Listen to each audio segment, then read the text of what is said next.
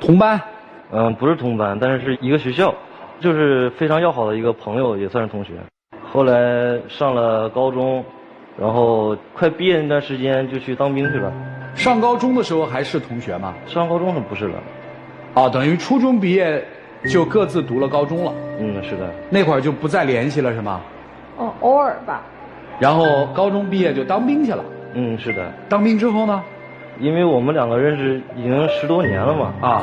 就是一直是，就是喜欢的，就挺喜欢的。然后中间休假回来之后联系上了他，我就进行了表白。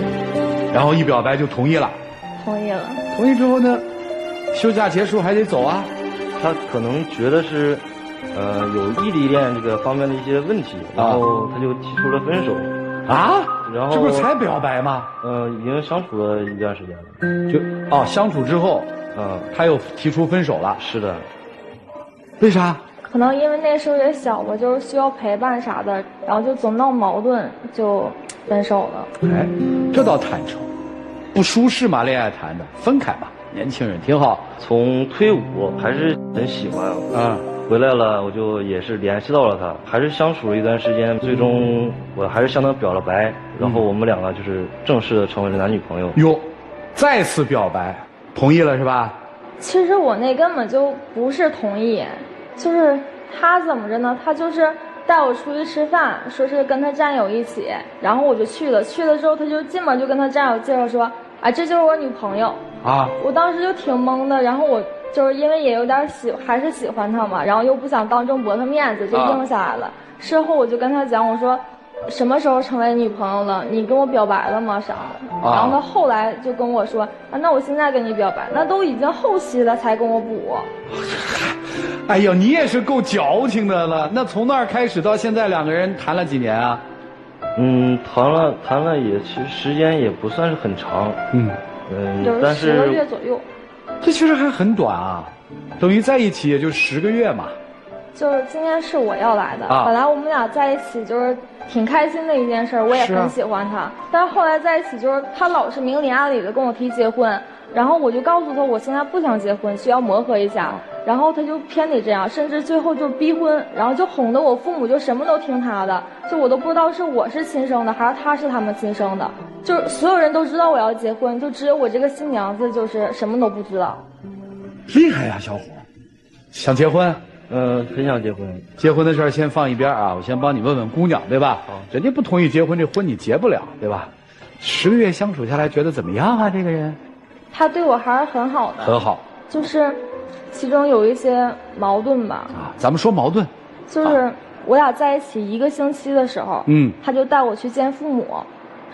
因为就是之前小时候也经常去吃饭嘛，他就说他父母叫我去吃饭，他来接我的时候就带着很多那个水果呀、补品啊啥的，我没当回事，我寻思他家自己买的呗，就跟着去的。到那之后他就说这是我给他父母买的。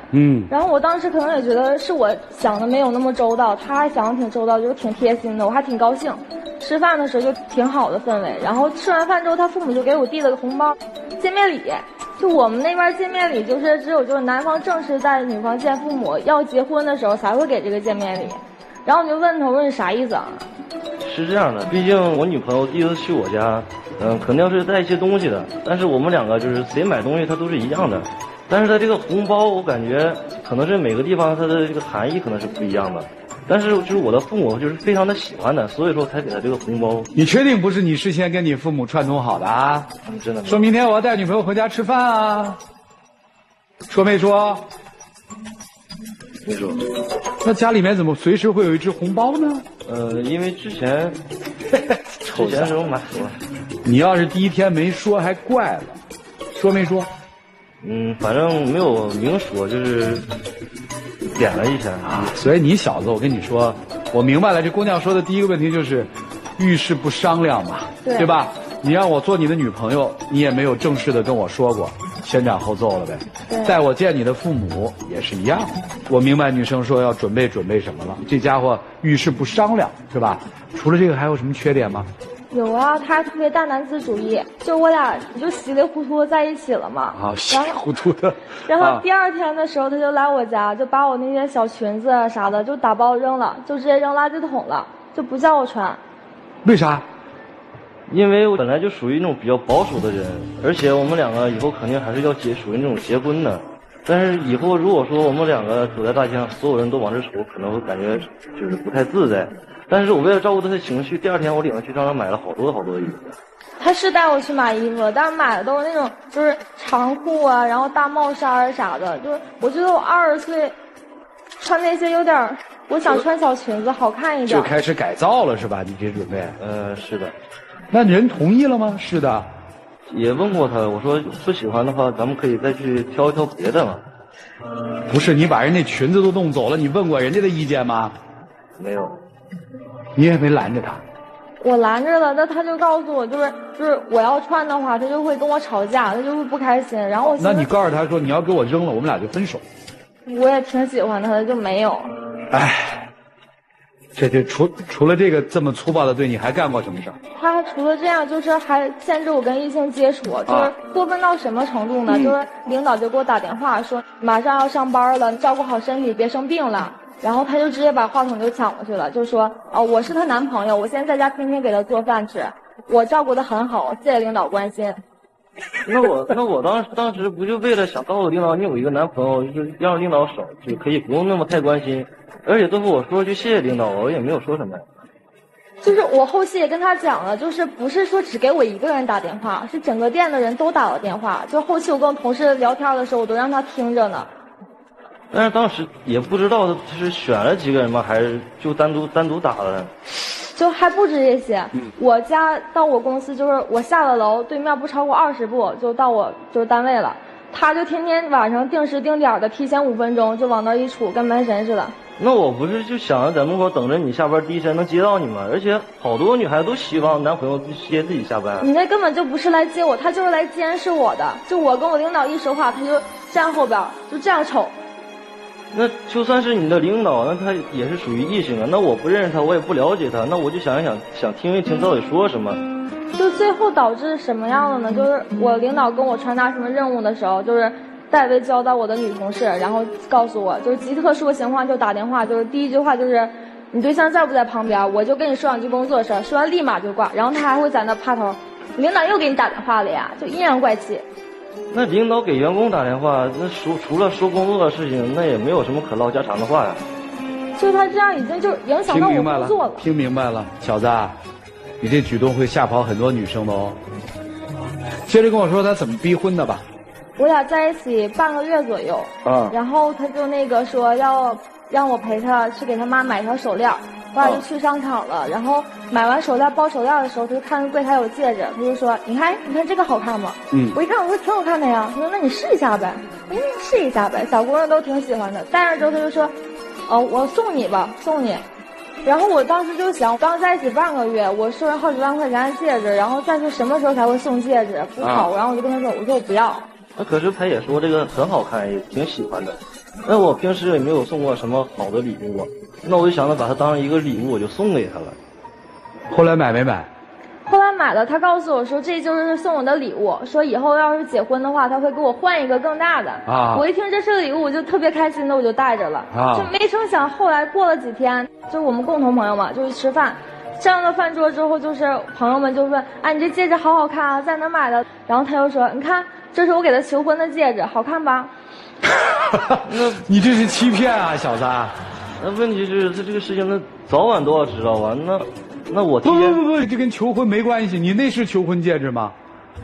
那我想着先用那个，后面得结婚的时候再买个大的嘛。那在吃饭的时候别人看到了，那我想的是，那早晚都知道啊。其实等于就在朋友圈里宣告说我求过婚了，你答应了。对，这是给大家传递的信息，我理解的对吧？你的朋友是不是都这么认为的？是。那往后来，你可以。就不只有这些，他总是给我架到那个点上。还架过你什么？就是过了一段时间，我俩快到就是100天了嘛，他就跟我说这才100天啊。对，要到100天了，然后他就跟我说那个，我给你订了套写真，就我也知道上次钻戒的事儿，就是没经过你的同意，就是挺不好的。我给你订了套写真，给你赔礼道歉，咱俩出去旅游拍照。我一听，我寻思挺好的，是吧？那个挺有心的。然后我就请了假陪他去了。到了之后，他就给我挑了一条白色的小礼裙，拍完了之后。没等照片出来呢，就是做成相册没出来呢，他就转手就发朋友圈了，标题写着啊，看我媳妇多不好看。那我就感觉挺好看的，我想发朋友圈里面，也就相当于是炫耀一下。不是那个媳妇儿是什么意思呀？就是想确定一下关系嘛。啊，你是把它当结婚照发的吧？算。对，我朋友都来问我说那个。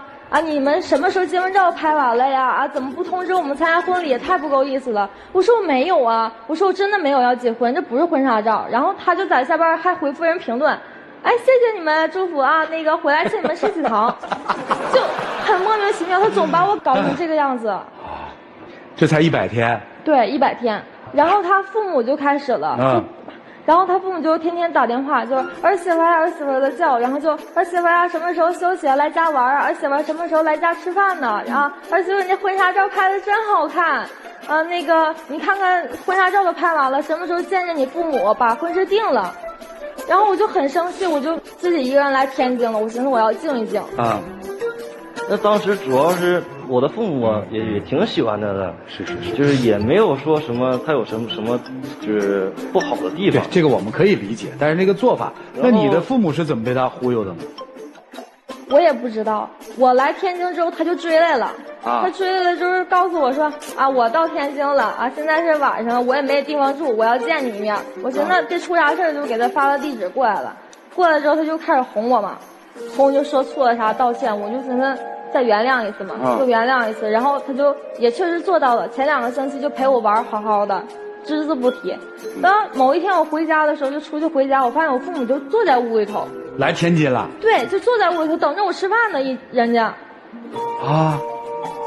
我就问我父母，我说你们怎么来了？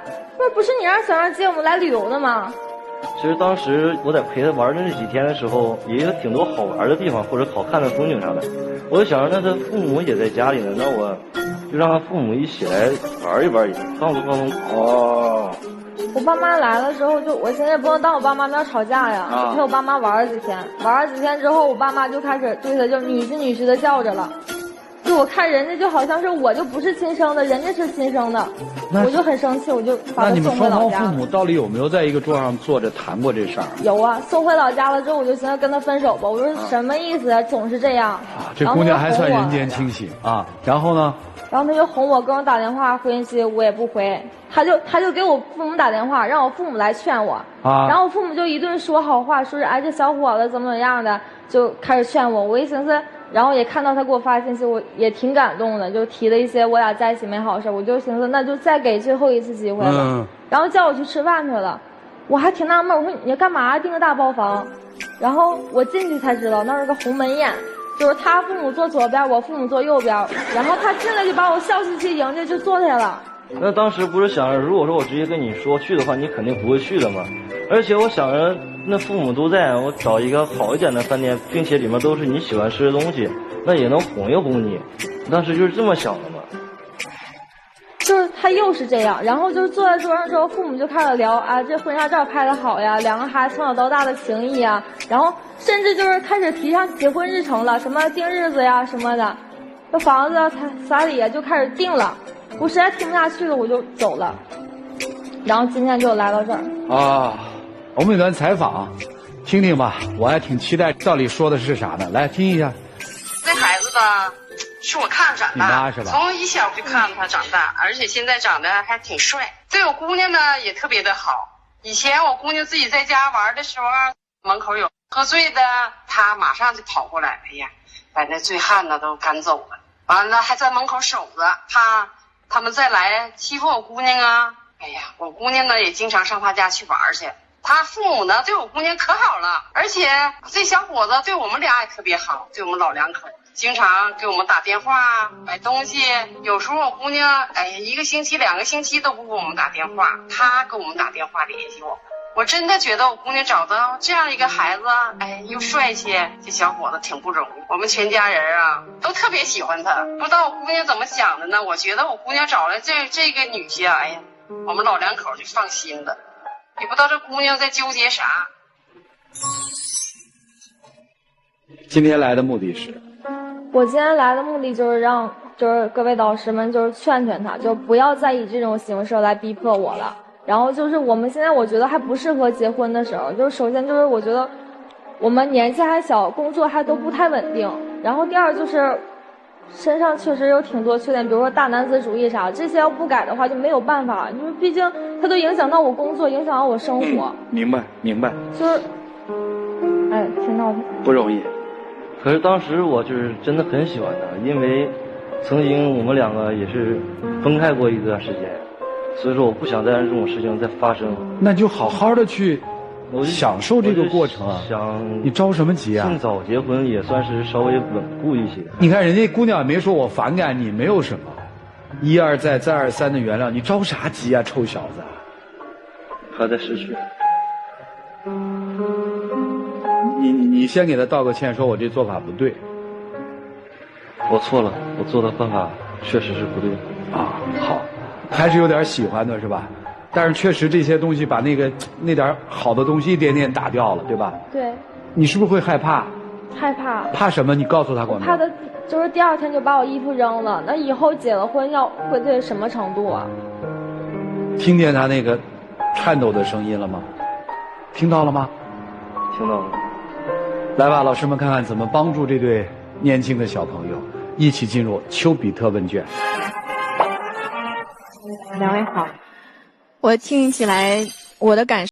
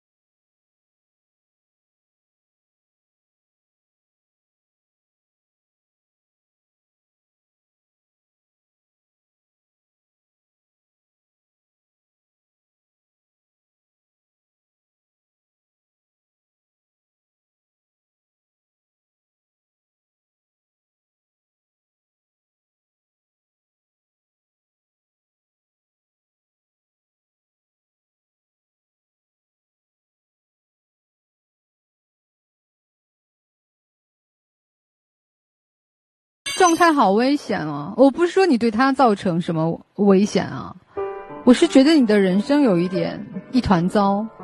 你看起来非常的目标清晰，我要娶这个女人，我要早早把她娶到手，用尽各种方法。其实我觉得你内心里是一团糟的，因为你极度的不安全。一个有安全感的人，首先是学会尊重对方的。首先是学会接纳、欣赏自己中意的那个人。你如果内心足够强大，你不会说接个男领导的电话，你都在旁边气急败坏，因为你自己慌啊，你怕呀，所以你恨不得控制了他所有能够给你带来威胁的东西，让你才觉得安全。